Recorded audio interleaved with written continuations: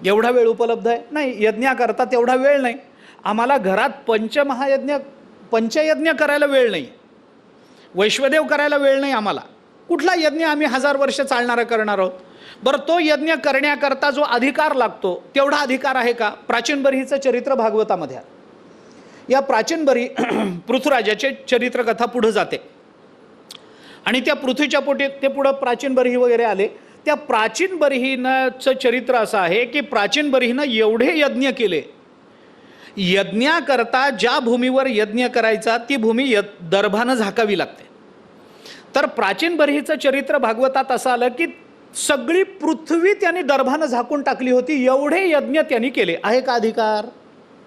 अधिकार आहे का? कालावधी आहे का? काही नाही आहे. यज्ञ आम्हाला करायचा आहे का? अजिबात करायचा नाही आहे. एखाद्याला म्हटलं आपण यज्ञ करू, तो म्हणतो आपण त्या भानगडीतच पडत नाही. यज्ञाला भानगड समजण्याचे दिवस आहेत. सरळ सांगायचं झालं तर कोण करेल? कुणाकडे तेवढा वेळ आहे? कुणाकडे तेवढा पैसा आहे? कुणाकडे तो पैसा व्यर्थ वेचायची तयारी आहे? कुणाकडे वाटतं, कुणाला असं वाटतं की आपण यज्ञ केला म्हणजे आपल्याला काहीतरी फल मिळेल? कुणाचा विश्वास आहे? कलियुगामध्ये तो विश्वास दाखवत नाहीत. ते नाही. सेवेचा विचार केला तर सेवेकरता लागणारा कालावधीन, सेवेकरता लागणारा अधिकार जो द्वापार युगाचा विशेष सांगितला गेला. द्वापार युगामध्ये काय आहे? सेवेला एक विशिष्ट अधिकार लागतो. कुणी सेवक होऊ शकत नाही. भर्तृहरीचं एक वचन आहे, सेवा धर्मो परमगहनः योगिनामपि अगम्यः, असं भर्तृहरीनं म्हटलं आहे. सेवा धर्म इतका कठीण आहे की योग्यांना सुद्धा सेवा कशी करायची हे कळत नाही. योगिनामपि अगम्यः, कारण आपल्या मनात काय येतं आणि त्यानुसार आपण कोणती कृती करतो यानुसार सेवा चालत नाही. मालकाचं मनोगत ओळखून मालकाच्या मुखातून आज्ञा बाहेर पडायच्या आत त्या कार्याची परिपूर्ती करणं ही सेवा असते. सेवेचा विचार जर बारकाईनं बघितला तर, कारण ते दास्य सोपं नाही आहे. असं आहे, भक्तिशास्त्रामध्ये दास्याचं एक स्वतंत्र लक्षण आहे, दासाचं स्वतंत्र लक्षण आहे. सगळी कर्म भगवंताला किंवा मालकाला अर्पण करून त्याचं किंकर म्हणून राहणं, दास्यम कर्मार्पणम तस्य कैंकर्यमपि सर्वथा, किंवा दासास्तु प्रश्रितास्तस्य निदेशवशवर्तिनः विश्वस्ता प्रभुता ज्ञानम विनम्रित धियश्चते, हे भक्तिरसामृत सिंधूमध्ये आलेलं दासाचं लक्षण. दास कुणाला म्हणावं ते सगळं सांगत नाही मी. रामायणामध्ये त्या अरण्यकांडात लक्ष्मणाला उपदेश करत असताना रामचंद्र प्रभूंनी 3 दासांचा विचार केला. उत्तम दास, मध्यम दास आणि अधम दास असे 3 प्रकार रामचंद्र प्रभूंनी लक्ष्मणाला सांगितले. अवघड आहे एवढं सांगायचं आहे मला. आणि दास्य कोणी करू शकत नाही. तुकाराम महाराजांनी म्हणावं आम्ही ज्याचे दास त्याचा पंढरी येवास, दास आहे. समर्थांनी म्हणावं आम्ही दास आहोत, जगे धन्य तो दास सर्वोत्तमाचा, त्यांनी म्हणावं मान्य आहे. मी निवृत्ती दास आहे असं ज्ञानेश्वर महाराजांनी म्हणावं, मान्य आहे. पण दास आम्ही एकतर मनुष्य स्वतःला दास म्हणून घ्यायला तयारच नसतो. त्याला दास्य करावं वाटत नाही, कारण दास्य हे त्याच्या दृष्टीनं निम्न स्तरावर आहे. आपण कुणाच्या अंकित नाही. मी कुणाचं दास्य करू हां लोकांनी माझं करावं हे मला मान्य आहे, पण मी कुणाचं करणार नाही हा अहंकार असतोच. त्यामुळे दास्य करण्याची तयारी नाही, दास होण्याची तयारी नाही. दास होणं सोपं नाही आहे. रामचंद्र प्रभूंनी 3 दास सांगितले, उत्तम दास, मध्यम दास आणि अधम दास. संत वाङ्मयाचं परिशीलन केलं तर वर एक वाढला आणि खाली एक वाढला. उत्तमोत्तम दास, उत्तम दास, मध्यम दास, अधम दास, अधमाधम दास. अजून मी थोडंसं वाढवतो त्याच्यात, लांबवायचं नाही आहे, एकेका वाक्यामध्ये सांगतो. मालकाने काम सांगितल्यानंतर त्याचं न ऐकता त्यालाच काम सांगणारा अधमाधम. मालकाने काम सांगितल्यानंतर अर्धवट काम करणारा अधम. मालकाने काम सांगितलंय तेवढंच काम करणारा मध्यम. मालकाने काम सांगितल्यानंतर तदनुषंगानं इतरही कामं करून येणारा हा उत्तम, आणि कोणतंही काम न सांगता सगळी कामं करणारा उत्तम. आपण एकेका वाक्यात त्याचा अर्थ जर बघितला तर हे 5 प्रकारचे दास सापडतात. याच्यातले पहिले 2 तर शक्यतो नसतातच. उत्तमोत्तम दास या जगतामध्ये एकच आहे, तो परमात्मा आहे. तो संतांचा असा दास आहे की संत त्याला कधी काम सांगत नाहीत. म्हणून तुकाराम महाराजांनी सांगितलं, सर्व काम करी न सांगता. कुठलंच काम त्याला सांगावं लागत नाही, पण संतांची सगळी कामं तो करतो, म्हणून त्याला उत्तमोत्तम दास म्हणतात. पण हे दास्य करणं वाटतं तेवढं सोपं नाही आहे. म्हणजे द्वापार युगामध्ये जी सेवा सांगितली गेली ती सेवा सुद्धा अधिकार आणि काल याच्या दृष्टीनं कलियुगात कमी पडते. मग कालही कमी आहे आणि अधिकाराचीही न्यूनता जर असेल तर त्याच्याकरता एकच मार्ग राहतो, सगळ्यांना अधिकार आहे असं नाम आणि क्षणार्धात घेतलं जाईल असं नाम ते कलियुगाकरता ठेवलं गेलं. म्हणून कलियुगामध्ये फक्त नामाला महत्त्व आलं. हा दुसरा विचार त्याचा, अधिकार आणि काल या 2 दृष्टीने कलियुगात. आता त्याचा एक समन्वय आपल्याला करता आला पाहिजे. समन्वय असा आहे की कृतयुगामध्ये ध्यानाला महत्त्व होतं, त्रेतायुगामध्ये यज्ञाला महत्त्व होतं, द्वापार युगामध्ये सेवेला महत्त्व आहे आणि कलियुगामध्ये नामाला महत्त्व आहे, हे कळलं. पण अडचण अशी आहे त्यामध्ये की याचा अर्थ असा होत नाही की कृतयुगामध्ये ध्यानच करायचं होतं आणि नामाचा सर्वार्थानं निषेध होता, असा अर्थ नाही आहे. आणि म्हणून कलियुगामध्ये फक्त नामच घ्यायचं आहे आणि ध्यानाचा सर्वार्थानं निषेध आहे, असाही त्याचा अर्थ होत नाही. त्याचा समन्वय करावा लागतो. समन्वय कसा करायचा, मी अगदी 2 वाक्यामध्ये बोलून पुढे जातो. ध्यानाला महत्त्व आहे, मान्य आहे. कृतयुगामध्ये ध्यान आहे, कलियुगामध्ये नाम आहे. मग कलियुगामध्ये ध्यान करायचं नाही का, करायचं. कृतयुगामध्ये नाम घ्यायचं नाही का, घ्यायचं. मग समन्वय कसा करायचा, ध्यानाला महत्त्व देऊन नाम घेतलं की ते कृतयुग झालं आणि नामाला महत्त्व देऊन ध्यान लावलं की त्याला कलियुग म्हणतात. एवढाच फरक आहे, बाकी काहीच नाही. कशाला आम्ही महत्त्व देतो, ध्यानाकरता नाम आहे का नामाकरता ध्यान आहे, एवढा एक विचार आम्हाला करता आला की आम्ही जर ध्यानाकरता नाम घेत असू तर मग आम्ही कृतयुगामध्ये आहोत आणि जर आम्ही नामाकरता ध्यान लावत असू तर आम्ही कलियुगात आहोत. एवढाच फरक आहे. हा समन्वय जर आपल्याला सर्वच युगांमधले सांगितल्या गेलेल्या साधनांच्या बाबतीत करता येत असेल तर आपल्याला नामाची सुलभता, नामाचं महत्त्व, नामाचा अधिकार या सगळ्याच गोष्टी पटकन कळून जातील. या नामाचं महत्त्व आपल्याला कलियुगात कळावं याच्याकरता ज्ञानेश्वर महाराजांनी नामाचं स्वरूप, नामाची साधनरूपता आणि नामाची साध्यरूपता या 3 गोष्टीचा एकत्रित विचार या हरिपाठामध्ये केलेला आहे. हा विचार आपण मागे एकदा बोलून आलेलो आहोत. आता मला बाकी तो विचार सगळा सांगायचा नाही, परंतु एक मुद्दा महत्त्वाचा आहे तेवढा सांगतो. हरिपाठ हा ग्रंथ, हरिपाठाचे 27 अभंग, या अभंगांचा विचार केला तर हे अभंग प्रत्येक एक अभंग स्वतंत्र आहे. याच्यामध्ये कुठे नामाचं स्वरूप सांगितलं आहे, कुठं नामाला साधन म्हटलं आहे, नाम आपलं पुण्य पाप दूर करतं, पापाचे कळप पळती पुढे, किंवा पर्वताप्रमाणे पातक करणे, वज्रले पोहणे, अभक्तासी वगैरे, हे त्याने पापाची निवृत्ती होते, पुण्याची प्राप्ती होते.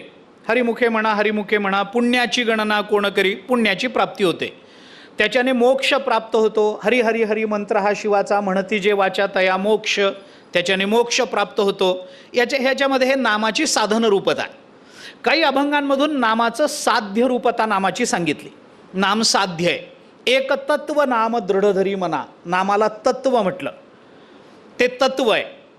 गगनाहुनी वाड नाम आहे, वाड आहे म्हणजे व्यापक आहे, व्यापकत्व त्याला दिलं गेलं, साध्यरूपता आहे. नामा परते तत्व नाही रे अन्यथा, तत्व म्हटलं त्याला, तत्व म्हटलं की ते साध्य झालं. साध्यरूपता आली, साधनरूपता आली, त्याचं स्वरूप सांगितलं. हे सगळं जरी हरिपाठातल्या अभंगांमधून ज्ञानेश्वर महाराजांनी सांगितलेलं असलं तरीसुद्धा त्या सगळ्या अभंगांचा विचार करताना या सगळ्या अभंगांमध्ये एक सूत्र समानत्वानं ज्ञानेश्वर महाराजांनी गुंफलेलं आहे. मला त्याबद्दल थोडीशी प्रस्तावना करून पुढे जायचं आहे. अभंगाकडे येण्याकरता मला ते महत्त्वाचं वाटतं. आपले 5 अभंग झालेत. आणि 6व्या अभंगाला आत्ता आपण प्रारंभ करतो. साधुबोध झाला नुरोनिया ठेला या अभंगाला प्रारंभ करतो. योग याग विधी येणे नोहे सिद्धी वायाची उपाधी दंभधर्म मागच्या वर्षी आपण बोललोय आणि हे बोललोय हे तुमच्या नक्की लक्षात आहे, हे माझ्या लक्षात आहे. त्यामुळं मी तिकडं जाणार नाही आहे, पण मला ती संगती लावायची. गंमत, आपण फुलांचा हार आहे, या हारामधलं प्रत्येक फूल स्वतंत्र आहे, पण तरीही ते एकमेकांबरोबर एका सूत्रानं बांधलं गेलेलं आहे. प्रत्येक फूल स्वतंत्र आहे. आम्ही ते वेगळं करू शकतो की नाही? करू शकतो. पण तरीसुद्धा त्या सर्व फुलांमधून एक सूत्र गुंफलं गेलेलं आहे, ज्याच्यामुळे तो सगळा तो माला म्हणून तो हार सिद्ध झालेला आहे. तसा हरिपाठातला प्रत्येक एक अभंग स्वतंत्र आहे, प्रश्नच नाही आहे. परंतु तरीसुद्धा या अभंगांमधून ज्ञानेश्वर महाराजांनी एक सूत्र असं गुंफलेलं आहे. त्या सूत्राचं नाम हे सूत्र समानत्वानं आहे वगैरे वगैरे गोष्ट सोडून द्या, पण ते सूत्र गुंफत असताना ज्ञानेश्वर महाराजांनी या हरिपाठाची मालाकार रचना केली.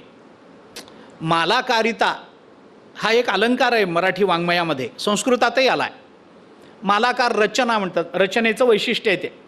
रचना तशी असते बऱ्याच वेळेला, शेवटचं आधीच्या चरणाचं शेवटचं अक्षर आणि पुढच्या चरणाचं पहिलं अक्षर हे समान असतं. मग तिथं ते तशा पद्धतीनं ती मालाकार रचना होती. पुष्कळ ओव्या पुष्कळ संदर्भ आपल्याला देता येतात, आत्ता मी देत नाही, विषयांतर होईल त्याच्यात. ही माला आहे. हरिपाठ काय आहे? प्रत्येक एक अभंग स्वतंत्र आहे, पण तरीही हरिपाठ हा स्वतंत्र ग्रंथ झाला आहे. तरी हरिपाठ ही स्वतंत्र साधना झाली. या साधनेमध्ये एक क्रम सांभाळावा लागतो. या साधनेमध्ये एक विशिष्ट भूमिका आहे. ही साधना कशी करावी या संबंधातले संकेत आहेत. आपल्याला हरिपाठ म्हणायचा असेल तर अभंग आपल्याला क्रमानेच म्हणावे लागतील. देवाची द्वारी अभंग झाला, मग चहुवेदी जाण तसंच येणार. योगयाग विधी 5वा अध्याय झाला, 6वा साधुबोध झाला, असाच येणार. एकदम पुढे देवाची द्वारी झालं, एकदम नित्यनेमनामी ते प्राणी दुर्लभ असा 22वा अभंग एकदम पहिल्या अभंगाच्या मागे येणार नाही ना. त्याच्या मागे एक क्रम आहे. ती साधना करताना जर क्रमाची अपेक्षा असेल, अभ्यास करताना जर क्रमाची अपेक्षा असेल, तर तो क्रम त्याच वेळेला विचारात घेतला जाऊ शकतो ज्या वेळेला त्या 2 अभंगांमध्ये कुठला तरी एक वैचारिक अनुबंध अपरिहार्यतेनं मानला जात असतो. ऐका, माझी भूमिका काय आहे तेवढंही सांगतो मी. आपल्या क्रम अपेक्षित आहे की नाही? हरिपाठाच्या अभ्यासाकरता आणि हरिपाठाच्या उपासनेकरता क्रमाची अपेक्षा आहे की नाही? आहे. कुठलाही अभंग आम्ही कधीही म्हणावा, प्रश्न नाही. पण तुम्हाला जर अभ्यास करायचा आहे, या ग्रंथाचा म्हणून अभ्यास करायचा आहे, या अभंगाची उपासना म्हणून जर काही करायची असेल, तर त्याच्याकरता एक विशिष्ट क्रमाची अपेक्षा आहे. तुम्ही तो एक त्याच क्रमानं ते म्हणा. 1, 2, 3, 4, 5, 6 असेच अभंग 27 अभंगापर्यंत म्हणत जा. उपासनेमध्ये गुरुपरंपरेचे अभंग नंतर म्हणा. पहिला अभंग देवा सुंदर ते ध्यान म्हणा, आणि मग नमनाचा मंगलाचरणाचा अभंग म्हणून देवाची द्वारी उभा क्षणभरी म्हणा. प्रत्येक अभंगानंतर हरिमुखे म्हणा, पुण्याची गणना कोण करी हे ध्रुपद म्हणा. ही अपेक्षा आहे की नाही? आहे. हरिमुखे अभ्यास करताना हरिमुखे म्हणा या ध्रुपदाची प्रत्येक अभंगाबरोबर तुम्हाला अभ्यासपूर्ण संगती लावावी लागेल की नाही? लावावी लागेल, तर तो अभ्यास होईल. मग जर अभ्यास आणि उपासनेमध्ये जर एका विशिष्ट क्रमाची अपेक्षा असेल, तर तो क्रम त्याच वेळेला आपल्याला स्वीकारावा लागतो जेव्हा त्या 2 अभंगांमध्ये कुठला तरी एक वैचारिक अनुबंध आपल्याला स्वीकारावाच लागेल. त्याच वेळेला क्रमाची अपेक्षा असते. अनुबंध मानायचा नसेल तर क्रमाची अपेक्षा नाही आहे. तुम्हाला अनुबंध मानायचा नाही ना, मग क्रमाची अपेक्षा ठेवू नका. तुकाराम महाराजांचा हा एक अभंग आणि तुकाराम महाराजांचा तो एक अभंग, क्रमाची अपेक्षा नाही आहे. कारण 2 अभंगांमध्ये आलेले अनुभव स्वतंत्र आहेत. 2 अभंगांची अभिव्यक्ती वेगवेगळ्या प्रसंगात झालेली आहे. 2 अभंगांमध्ये असणारी उत्स्फूर्तता आणि 2 अभंगांमध्ये असणारा हेतू या कदाचित 2 स्वतंत्र गोष्टी असू शकतात. म्हणून तुकाराम महाराजांच्या गाथ्याचा अभ्यास करताना एका क्रमानं अभ्यास करावा असं, पारायण करताना क्रमाने करावं मान्य आहे, पण अभ्यास करताना तो क्रमानंच अभंगाचा झाला पाहिजे अशी अपेक्षा नाही आहे. पण हरिपाठामध्ये अभ्यास करताना मात्र तो क्रमानं झाला पाहिजे. का झाला पाहिजे? कारण हरिपाठाचे अभंगसुद्धा एका विशिष्ट गुंफणीनं गुंफले गेलेले आहेत. त्यांच्यामध्ये काही संबंध आहे. मागचा अभंग आणि पुढचा अभंग, जसं ज्ञानेश्वर महाराजांनी ज्ञानेश्वरीची रचना सांगत असताना, गीतेची रचना सांगत असताना आपल्याला असं सांगितलं की दुसऱ्या अध्यायानंतर तिसरा अध्याय येतो, तिसऱ्या अध्यायानंतर चौथा येतो, चौथ्यानंतर पाचवा येतो, असं करत करत 15वा येतो, मग 16वा, मग 17वा, मग 18वा आणि मग गीता संपते. मला मध्येच एखाद्या वेळेला 7व्या अध्यायाचं चिंतन करावं वाटलं तर करता येणार नाही. का करता येणार नाही? कारण 7व्या अध्यायामध्ये मला 6व्या अध्यायामध्ये जे काही कळालेलं असतं त्याचा पुढचा विचार असतो, आणि 7वा अध्याय हा नेहमी माझी 8व्या अध्यायाची भूमिका निश्चित करत असतो. त्यामुळे या अध्यायांमध्ये एक बंध आहे, एक अनुबंध आहे, आणि तो अनुबंध सांगताना ज्ञानेश्वर महाराजांनी असं म्हटलंय, एवं जन्यजनक भावे अध्याय अध्यायाते प्रसवे. हे ज्ञानेश्वर महाराजांनी ज्ञानेश्वरीत बोलून दाखवलं. याच्यामध्ये जन्यजनक भाव आहे. जन्यजनक भाव आहे म्हणजे काय आहे? पहिला अध्याय हा दुसऱ्या अध्यायाचा जनक आहे, आणि दुसरा अध्याय पहिल्या अध्यायापासून जन्माला आलेला असल्यामुळे तो जन्य आहे. दुसरा अध्याय तिसऱ्याचा जनक आहे, तिसरा अध्याय दुसऱ्याचा जन्य आहे. तिसरा अध्याय चौथ्याचा जनक आहे, चौथा अध्याय तिसऱ्याचा जन्य आहे. 15वा अध्याय 16व्या अध्यायाचा जनक आहे, 16वा अध्याय 15व्याचा जन्य आहे. 16व्यातून 17वा आहे, 17व्यातून 18वा आहे. हा क्रम आहे. तसा हरिपाठाचा विचार करताना सुद्धा या जन्यजनक भावानंच आपल्याला अभंगाची संगती लावावी लागेल, हे लक्षात घेतलं पाहिजे. पहिल्यातूनच दुसऱ्या अभंगात जाता येतं, आणि तशी संगती आपण लावत आलेलो आहोत प्रत्येक वर्षी, असं मला वाटतंय. तुमचा काय लक्षात आहे मला माहीत नाही, पण मी आत्तापर्यंत ती संगती लावून देण्याचा प्रयत्न करत आलेलो आहे. तसा 6व्या अभंगाला आपल्याला जर यावर्षी प्रारंभ करायचा असेल तर त्याच्याकरता 5व्या अभंगाच्या शेवटी ज्ञानेश्वर महाराज काय म्हणाले होते इथपासून आपल्याला 6व्या अभंगात प्रवेश करता येईल. आता 5वा अभंग कोणता होता? वर्ष गेलं मध्ये, कुणाला माहिती कोणता होता? योग याग विधी येणे नोहे सिद्धी वायाची उपाधी दंभधर्म, या अभंगाला आपण प्रारंभ केला होता मागच्या वर्षी. या अभंगाचं यथाशक्ती निरूपणही आपण केलं. हा अभंग काय सांगतो वगैरे वगैरेचा विचार होऊन गेला आहे. आपल्याला विचार काय करायचा आहे? जन्यजनक भावानं आपल्याला 6व्या अध्यायात यायचं असेल तर 6व्या अभंगात यायचं असेल तर या 6व्या अभंगामध्ये जो प्रतिपाद्य विषय आहे त्या प्रतिपाद्य विषयाचं सूत्र 5व्या अभंगाच्या शेवटात कुठेतरी आपल्याला शोधलं पाहिजे. तर 6व्या अभंगाचा प्रारंभ कशाने झाला आहे आणि त्या अभंगाचा प्रतिपाद्य विषय काय आहे हे आपल्याला कळतं. हां, आता 5व्या अभंगाच्या शेवटी ज्ञानेश्वर महाराज काय म्हणाले होते हे बघितलं पाहिजे.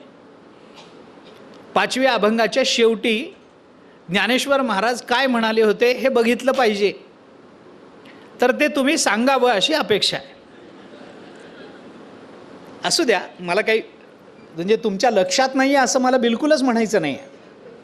तुमच्या लक्षात आहे, फक्त ते माझ्या लक्षात आहे की नाही हे कळावं म्हणून तुम्ही माझ्या मुखातून ते काढून घेताय, एवढाच त्याचा अर्थ आहे. तुमच्या लक्षात आहे, मी प्रतिवर्षी हे सांगत आलो आहे आणि हा माझा खराच अनुभव आहे आणि ही खरंच माझी श्रद्धा आहे. मला माझ्या स्वतःच्या बुद्धीपेक्षा श्रोत्यांच्या स्मरणशक्तीवर माझा प्रचंड विश्वास आहे. मी आधीच सांगतो, म्हणजे विनोद नाही, खरंच आहे. श्रोत्यांच्या लक्षात राहतं आणि तुमच्या स्मरणशक्तीवर माझा विश्वास आहे. तुमच्या सगळं मागच्या वर्षीच्या 3ही दिवसांमध्ये केलेला सांगितलेला विचार हा तुमच्या पूर्ण जसाच्या तसा लक्षात आहे, याच्यावर माझा पूर्ण विश्वास आहे आणि तो विश्वास तुम्ही सार्थ ठरवाल याच्यावरही माझा विश्वास आहे. 5व्या अभंगाचा शेवट ही 6व्या अभंगाची सुरुवात आहे. 5व्या अभंगाच्या शेवटी ज्ञानेश्वर महाराज असं म्हणाले होते, ज्ञानदेव सांगे दृष्टांताची मात साधूचे संगती तरुणोपाय. विषय काय चालला होता? विषय असा होता 5व्या, अगदी थोडक्यात त्याचा गोषवारा फक्त आपल्यासमोर ठेवतो. विषय असा होता, योग याग विधी येणे नोहे सिद्धी. योग यागाधिकांमध्ये अडकू नये, याच्याने सिद्धी होत नाही. ती सिद्धी काय आहे याला 4थ्या अभंगाचा शेवट बघावा लागेल आणि तो मागच्या वर्षी बघितला आहे आणि तो तुमच्या लक्षात आहे, याच्यावर माझा विश्वास आहे. मी पुन्हा पुन्हा सांगतो. मग ते जाऊ द्या, ती सिद्धी परमात्म रूपता धरा आता विचारात. ती परमात्मरूपता प्राप्त करून घेण्याकरता योग याग विधी याच्याने ते होणार नाही. केलं तर काय होईल, त्याच्याने उपाधी, वायाची उपाधी, दंभ, धर्म हे वाढत राहील. हे नको. मग आम्हाला योग याग विधीकडे जायचं नसेल तर त्याच्यामध्ये काय करावं लागेल, मग परमात्मा आम्हाला कळेल कसा. त्याच्याकरता ज्ञानेश्वर महाराज असं म्हणाले, भावे वीण देव न कळे निस्संदेह. इतर साधनाने देव कळेल पण तो संदेहयुक्त कळेल. निस्संदेह कळायचा असेल तर भाव लागेल. भावे वीण देव न कळे, भावाशिवाय देव कळणार नाही. मग तो भाव ठेवला पाहिजे. भाव म्हणजे भक्ती ठेवली पाहिजे. भक्ती म्हणजे नामस्मरण केलं पाहिजे. नामानं परमात्म्याची निस्संदेह प्राप्ती होते, निस्संदेह परमात्मा कळतो. भाव बळे आकळे एरवी न आकळे, करतळे आवळे तैसा हरी. करतळे आवळे तैसा हरी निस्संदेह कळतो. हातावर ठेवलेला आवळा, करतळे आवळे, करतलावरी वाटोळा, आवळा डोलत देखावा. ज्ञानेश्वर महाराज ज्ञानेश्वरीमध्ये बोलतात, आपल्या हाताच्या तळव्यावर ठेवलेला आवळा आपल्याला जेवढा स्पष्ट रूपानं कळतो तेवढा स्पष्ट परमात्मा कळायचा असेल तर त्याच्याकरता भाव बळे आकळे, त्याच्याकरता भावाचं बळ लागतं.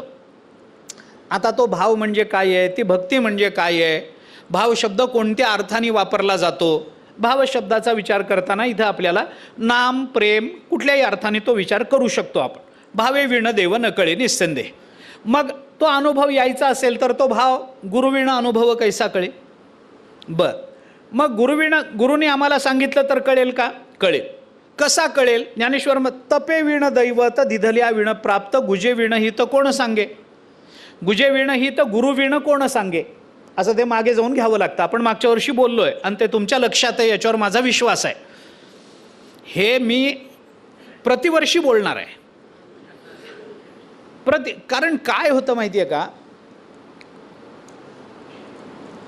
बऱ्याच वेळेला मध्ये खूपसा कालावधी गेला आणि ते चिंतन जर वारंवार चिंतिलं गेलं नाही तर त्याच्यावर एक आवरण निर्माण होतं, ते झाकलं जातं आणि मग ते पुन्हा काढायचं म्हटलं की त्याला फार परिश्रम करावे लागतात. त्यामुळे ह्या अभंग ऐकून झाल्यानंतर वर्षभर त्याचं कुठेतरी चिंतन मनात मागे चालू राहिलं ना, मग ते पटकन लक्षात राहतं. मग आता ते कोण सांगणार, कोण. तपे वीण दैवत दिधल्या वीण प्राप्त, गुजे वीण ही तर कोण सांगे, कोण सांगणार. ज्ञानेश्वर महाराज सांगतात, ज्ञानदेव सांगे, दृष्टांताची मात. आम्ही दृष्टांतानं सांगू. काय अनुभव आहे तुमचा. इथला दृष्टांत शब्द अनुभव या अर्थाने आहे बरं. दृष्टांत म्हणजे अलंकाराच्या दृष्टीने दृष्टांत या अलंकाराचा विचार नाही आहे इथे. दृष्टांत हा अलंकार आहे. उपमा, उत्प्रेक्षा, दृष्टांत, अपन्नुती वगैरे वगैरे, परिसंख्या हे अलंकार आहेत ना संस्कृतामध्ये, मराठीमध्ये. तसं दृष्टांत हाही एक अलंकार आहे. ज्याचा अनुभव वक्त्याला आणि श्रोत्याला दोघांनाही आलेला असतो त्याचा दृष्टांत होत असतो. लौकिक परीक्षकाणाम यस्मिनार्थे बुद्धिसाम्यंच दृष्टांत हा, असं दृष्टांताचं लक्षण आहे साहित्यामध्ये. दोघांनाही, लौकिक आणि परीक्षक, परीक्षक श्रोता, लौकिक वक्ता, वक्ता आणि श्रोता या दोघांचंही अनुभवगम्य बुद्धिसाम्य जिथं झालेलं असतं त्याचा दृष्टांत होत असतो, असं दृष्टांताचं लक्षण आहे. दृष्टांत आपण काय म्हणतो, एखादं सांगताना आपण दृष्टांत देतो. स्वयंपाकघरात नाही का, असं जेव्हा आपण म्हणतो तेव्हा स्वयंपाकघराचा अनुभव श्रोत्यांनाही असतो, वक्त्यालाही असतो, म्हणून स्वयंपाकघर हा दृष्टांत होतो. दोघांनाही ते कळालेलं असलं पाहिजे. ज्ञानदेव सांगे दृष्टांताची मात. इथला दृष्टांत शब्द अनुभवाचा वाचक आहे. मी तुम्हाला अनुभवानं सांगतो. काय सांगता, साधूचे संगती तरुणोपाय. आपल्याला जर या सगळ्या संसारातून तरुण जायचं असेल तर त्या तरुण जाण्याचा एकच उपाय आहे, साधूची संगती. हा विचार 5व्या अध्यायाच्या 5व्या अभंगाच्या शेवटच्या चरणामध्ये बोलून दाखवला. आता साधूचे संगतीत तरुणोपाय झालं ना, साधूच्या संगतीत जा, तोच तरुण जाण्याचा उपाय आहे. मग साधूच्या संगतीत गेल्यानंतर ते साधू तरुण जाण्याकरता कोणता उपाय सांगतात. साधू बोध झाला नुरोनिया ठेला ठाईचं मुराला अनुभव, हे 6व्या अभंगाचा हा प्रारंभ आहे. ही संगती आहे त्याची, ही संगती आहे. अभंगाची संगती लावताना मागचा अभंग आणि पुढचा अभंग याच्यातली एकवाक्यता ज्या विचारात होते त्या विचारातून पुढे गेलं पाहिजे. साधूचे संगती हा 5व्या अभंगाचा शेवट आहे आणि त्या संगतीत गेल्यानंतर ते साधू काय करतात, तर साधू बोध झाला, साधू आम्हाला बोध देतात. मग ते साधू, ती संगती आणि त्यांनी दिलेला बोध याचं स्वरूप काय आहे हे सांगणारा अभंग म्हणजे 6वा अभंग आहे, ज्याचा विचार आपल्याला यावर्षी करायचा आहे. ही थोडीशी प्रस्तावना मला मागून चालत यावं लागलं, थोडा वेळ गेला असेल त्याच्यामध्ये, असू द्या. पण ती संगती सांगणं महत्त्वाचं आहे, तो अनुबंध सांगणं महत्त्वाचं आहे म्हणून बोललो. 6व्या अभंगामध्ये ज्ञानेश्वर महाराजांनी नेमकं काय सांगितलं आहे, तर 6व्या अभंगाचे 3 विषय महत्त्वाचे: संत, संत संगती आणि संत संगतीमध्ये प्राप्त होणाऱ्या ज्ञानाचं स्वरूप. या 3 गोष्टी आपल्याला 6व्या अभंगामध्ये विशेषत्वाने कळतात. साधू बोध झाला, नुरोनिया ठेला, ठाईच मुराला अनुभव, कशा पद्धतीनं कापुराची वाती उजळली ज्योती, ठाईच समाप्ती झाली जैसी. याच्याने काय होतं, मोक्ष रेखे आला भाग्य विनटला, साधूचा अंकिला हरिभक्त. आणि ज्ञानदेवा गोडी संगती सज्जनी, परिणाम काय, हरी दिसे जनी वनी आत्मतत्वी. हा परिणाम आहे. ज्ञान, ज्ञानाचं स्वरूप, ज्ञानाच्या प्राप्तीचं स्थल आणि ज्ञानाचा परिणाम, या गोष्टी या अभंगामध्ये एकवटलेल्या आहेत, त्याचा विचार करायचा आहे. प्रश्न असा आहे की ज्ञानाच्या प्राप्तीकरता काय करावं लागेल, कारण 4थ्या अभंगाच्या शेवटी ज्ञानेश्वर महाराजांनी तुटेल धरणे प्रपंचाचे हे सांगितलं होतं. 4थ्या अभंगाचा शेवट काय, तुटेल धरणे प्रपंचाचे. प्रपंचाचं धरणं तुटलं पाहिजे. धरणं तुटलं पाहिजे म्हणजे प्रपंचाचं दुःख मिटलं पाहिजे. प्रपंचाचं दुःख मिटलं पाहिजे याचा अर्थ प्रपंच हा विचारातून निवृत्त झाला पाहिजे. प्रपंच विचारातून निवृत्त झाला पाहिजे. विचारातून प्रपंचाची निवृत्ती करायची असेल तर त्या विचाराला ज्ञानाचं अधिकरण मिळालं पाहिजे. आणि त्या ज्ञानाचं अधिकरण मिळायचं असेल तर ते ज्ञान संतांशिवाय अन्य कोणी देऊ शकणार नाही, म्हणून संत संगतीत गेलं पाहिजे. हा क्रम आहे. ज्ञानेश्वर महाराज म्हणतात, साधू बोध झाला नुरोनिया ठेला. या अभंगामध्ये ज्ञानेश्वर महाराजांनी आपल्या ज्ञानाकरता संत संगतीचा विचार बोलून दाखवला आहे. साधन कोणतंही करावं, साधन कोणतंही, पण जोपर्यंत त्या साधनेला संत संगतीची, गुरुकृपेची जोड मिळत नाही तोपर्यंत त्या साधनेची परिपूर्णता शास्त्र स्वीकारत नाही. माझ्या बुद्धीनं निवडलेलं साधन मला साध्यापर्यंत पोचवत नाही. जर पोचवत असेल तर ते साध्य नाही, तो साध्याचा आभास मानला पाहिजे.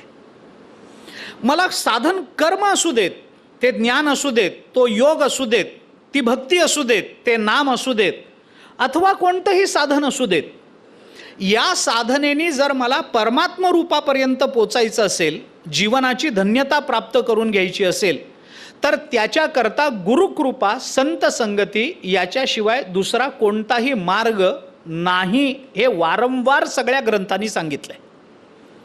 ज्ञानाकरता गुरु लागतात, ज्ञानाकरता संत लागतात, याची प्रमाणं तर अनंत आहेत.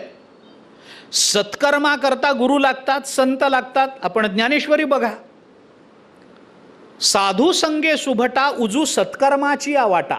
ज्ञानेश्वर महाराजांनी म्हटलंय, पै संता सवे वसता योग ज्ञानी पैसता, गुरुचरण उपासिता वैराग्येसी येणेची सत्कर्मे, अशेषही अज्ञान विरमे, जयाचे अहम विश्रामे आत्मरूपी.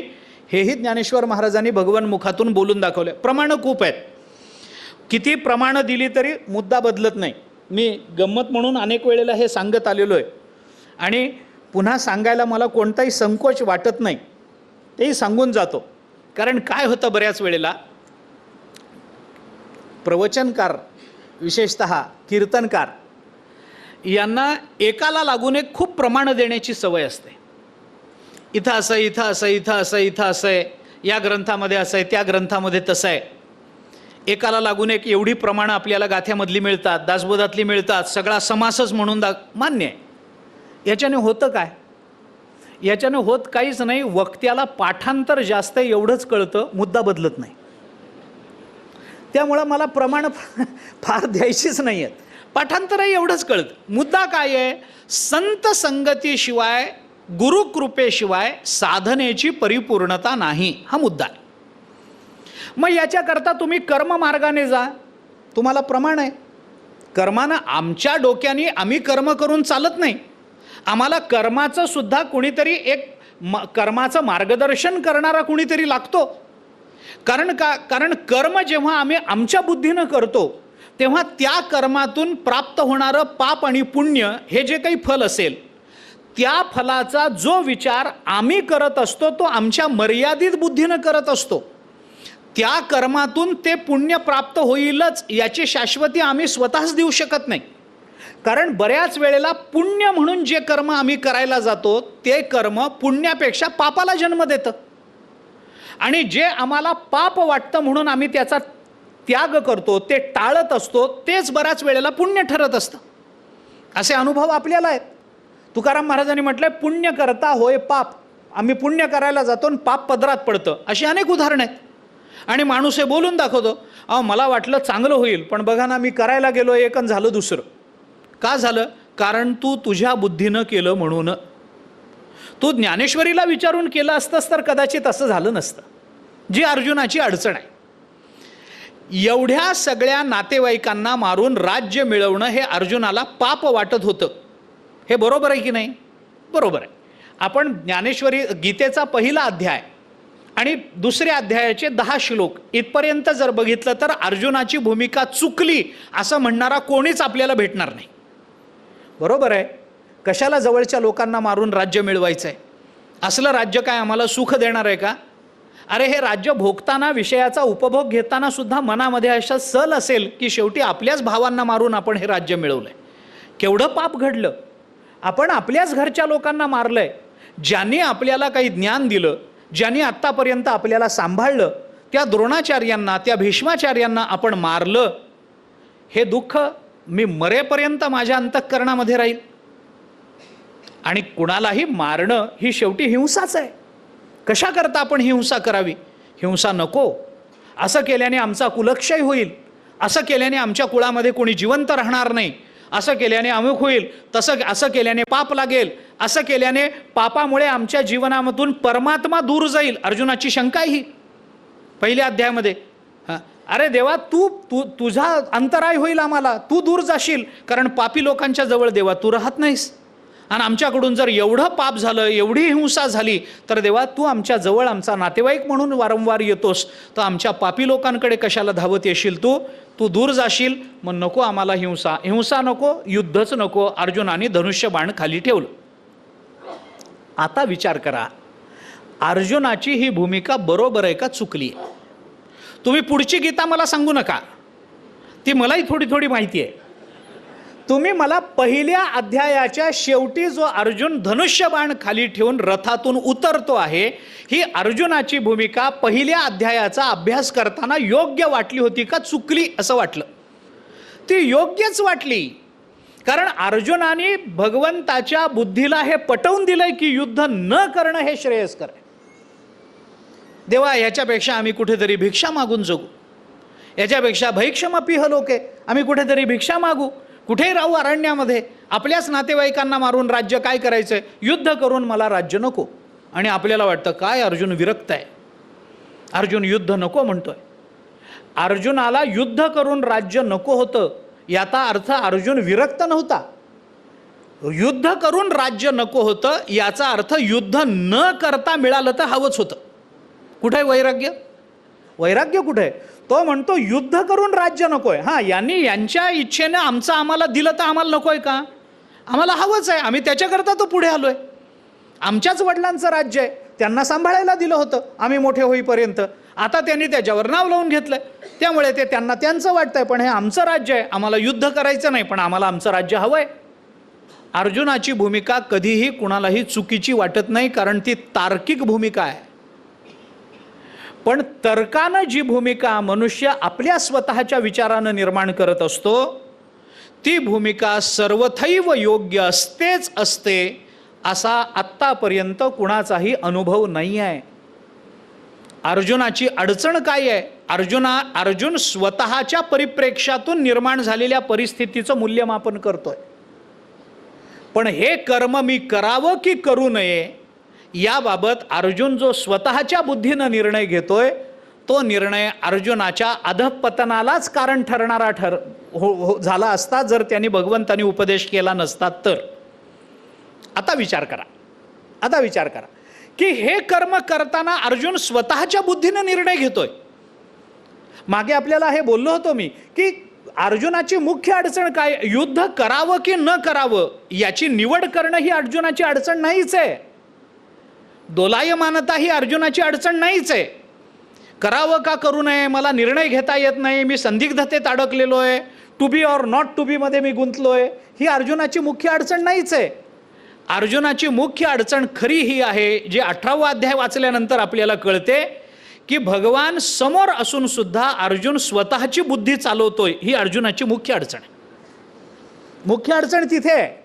सांगणारा समोर आहे, आम्हाला अडचण आहे, सांगणारा सांगायला तयार आहे, त्याला आमच्या हिताची जाणीव आहे आणि तरी आम्ही आमच्याच मुद्द्यांना धरून बसत असू तर आमची अडचण मुख्यतः ती आहे आम्हाला निवड करता येत नाही. ही आमची अडचण कधीच नसते. आम्हाला असं वाटलं की युद्ध न करणं हे पुण्य आहे, पण भगवंतानी अर्जुनाला तत्वाने हे पटवून दिलंय की अर्जुना तू ज्याला पुण्य समजतोयस तेच पाप आहे, तू युद्ध करणं हे पुण्य आहे. म्हणजे कर्माचा विचार करताना सुद्धा आम्हाला जोपर्यंत साधुबोध होत नाही तोपर्यंत आम्हाला सुद्धा कर्मातून बाहेर पडणं शक्य होत नाही, एवढंच सांगायचं.